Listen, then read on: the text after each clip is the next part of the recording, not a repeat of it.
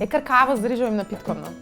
Moram paziti na linijo. Fatalna ženska, blondinka in vizionarka. Vse to se skriva v Ani Lukner. Ustanoviteljica društva Anina zvezdica je tudi pobudnica trajnostne franšize na kavo.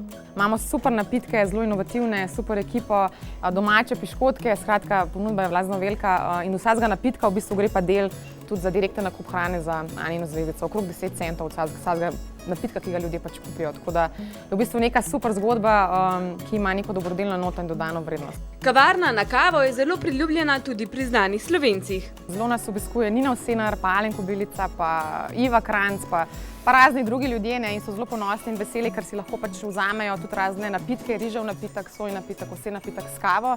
Ana je svojo vizijo in dobrodelnim delom nahranila že več tisoč družin.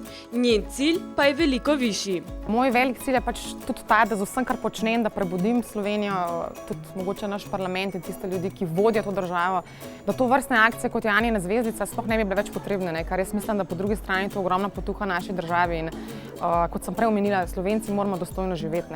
Ana vedno misli na druge, ker jo to dela srečno. Ja, zdaj je neko obdobje v mojem življenju, ko sem se pač odločila, da delam pač poslovno kot predavateljica Anina zvezdica, to mi ful pomeni in mene to toliko srečuje, da to je pač tisti del mene, ko tudi malo včasih na sebe pomislim, pa na družino. Ja, kaj pa družina? Mislim, na družino. Ja, zdajle smo imeli par takih prigod. Ne, družina, mislim pač moja družina kot starši, pač ožja družina. Drugače pa, da bi pa kaj vse razmišljala o kakšnem povečanju ali počlanu, pa ne še nekaj časa. Naša želja je, da bi bilo takšnih in drugačnih organizacij, kot je Anina, čim manj, da bi država prevzela svojo odgovornost in nahranila lačne Slovence. Lep dan vsem, čau!